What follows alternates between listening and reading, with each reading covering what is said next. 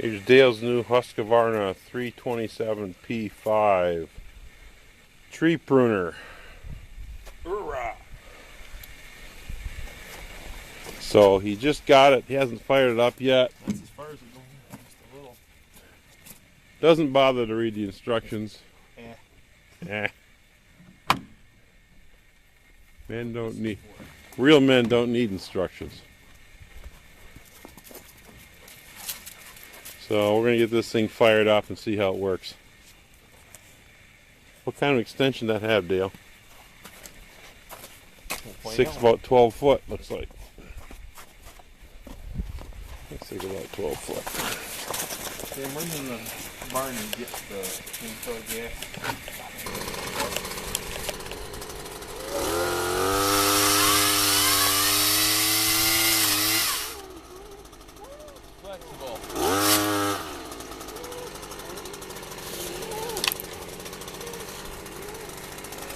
Yeah, you're butchering it good.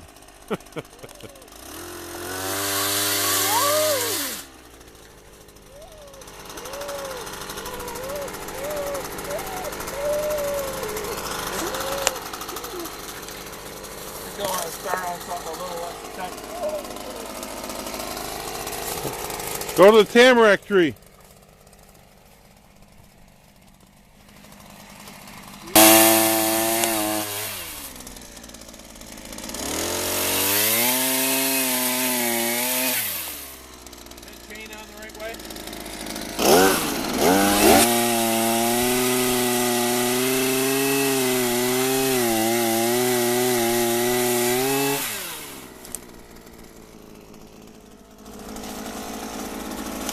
Probably just not sharp.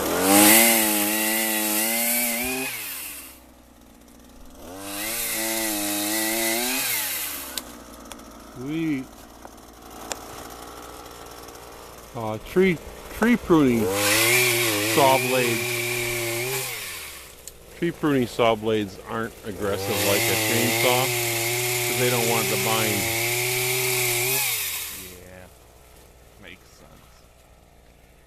Well, you might want to sharpen it and sharpen it.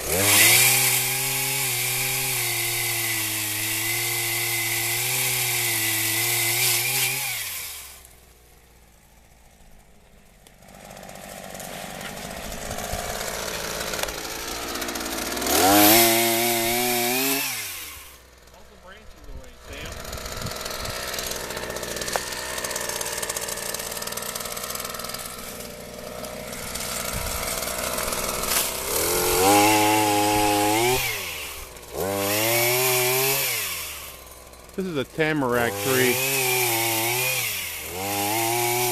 It's soft wood. Soft pine. It's one of the few non-evergreen pine trees. Up as high as you can. I want to see how high that thing reaches. Dale's 6'4".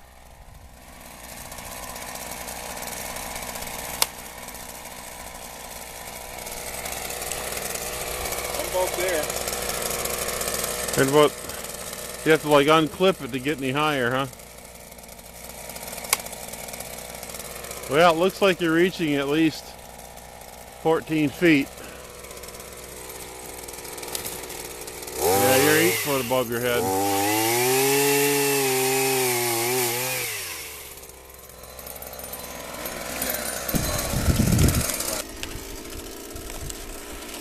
Dale's working on the golden russet tree. It's a very vigorous grower. Yeah, right there. Very vigorous grower. And I can't get to the top of that tree. There you go. Now the other main leader is going to take off.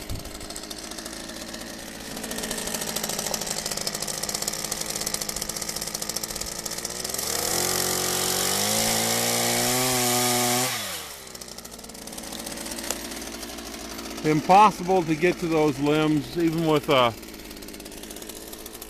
of those pole picking baskets.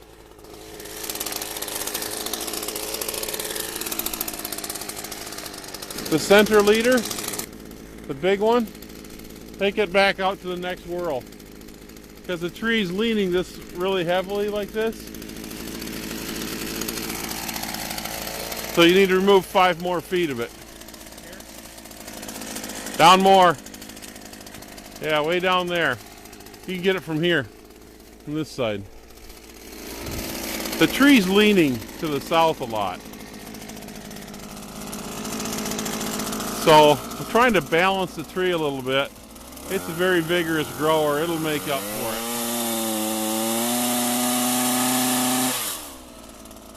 There we go.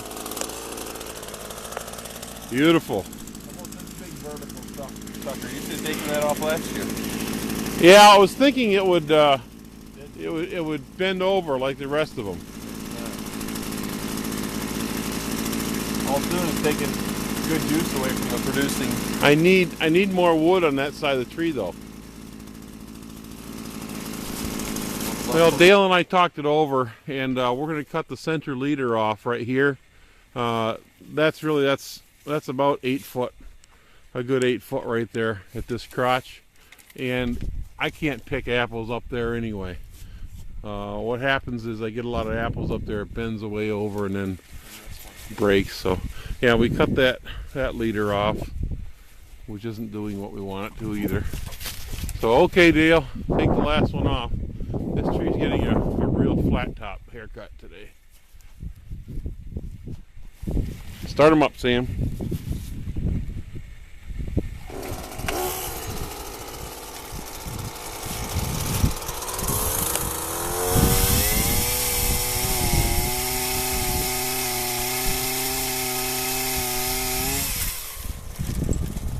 Pretty. Nice smooth cut. I like that. I'm going to do like an upshot of the sky to try and get... That's a lot better. Yeah. It's a lot better. A lot better. I can pick that apple tree now. It'll grow more stuff like this one will grow more. You know? Yep. Cut these other suckers out of here. Everything on top of that limb.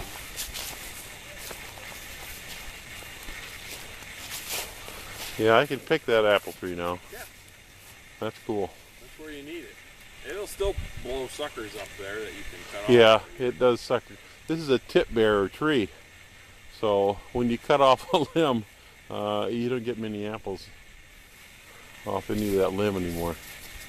So your prunes on a tip bearing, let me say this to the YouTube, on a tip bearing tree, when you do cuts on a tree, prune heavily on large branches, I found.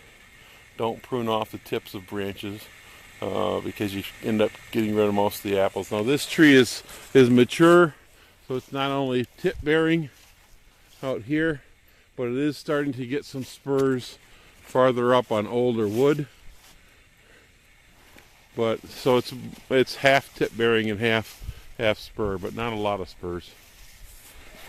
Okay. Good job. Whirl is right there. Yeah. No, way down here, the big one, the big fork. This limb here is gonna be the top limb.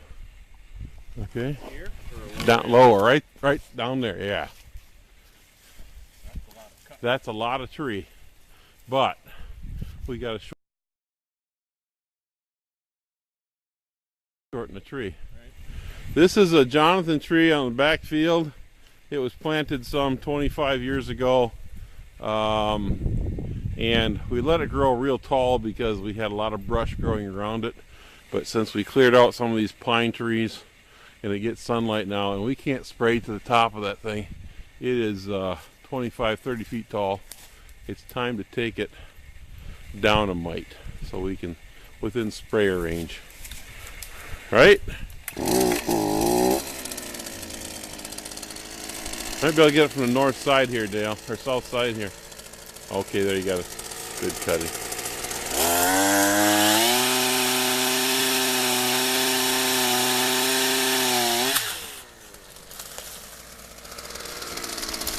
Woohoo!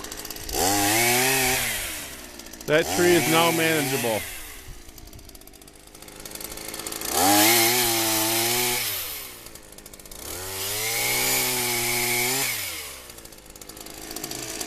There.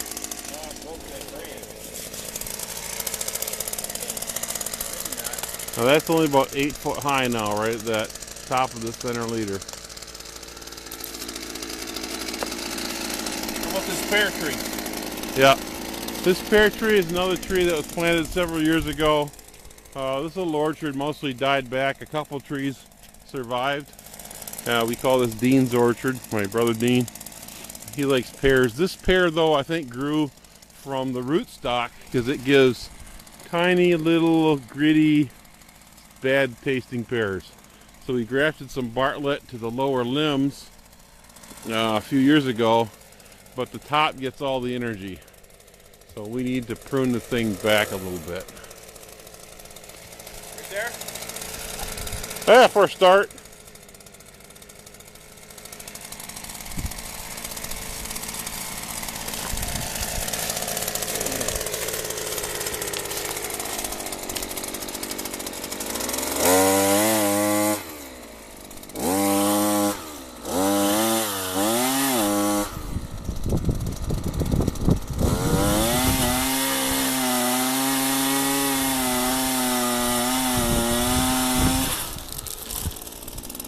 Timber.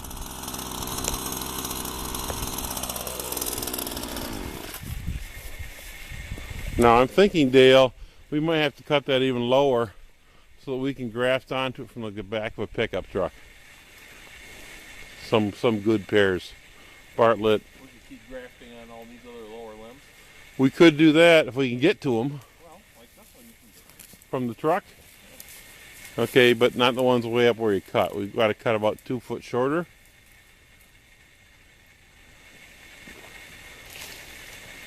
Yeah. And then we could graft those limbs. This thing's going to sucker like crazy this year. It's going to put up water sprouts like crazy. You better try it there for a year. It'll just put up sprouts. Here's our Bartlett. We could summer prune it. Our Bartlett grafts here. There. A couple here that we're damaging. There we go. And on the back side. But they're just not getting much energy from the tree. Unless we were to gird around the top of those limbs, which we probably will do. You want to take it any shorter, Dale? I like how those branches are actually horizontal. Well, they're going to have pears on them this year, but they're going to be those little gritty, tasteless things. You're not supposed to prune it more than like 30% a year, right? Right. Well, hello, 40%. Okay.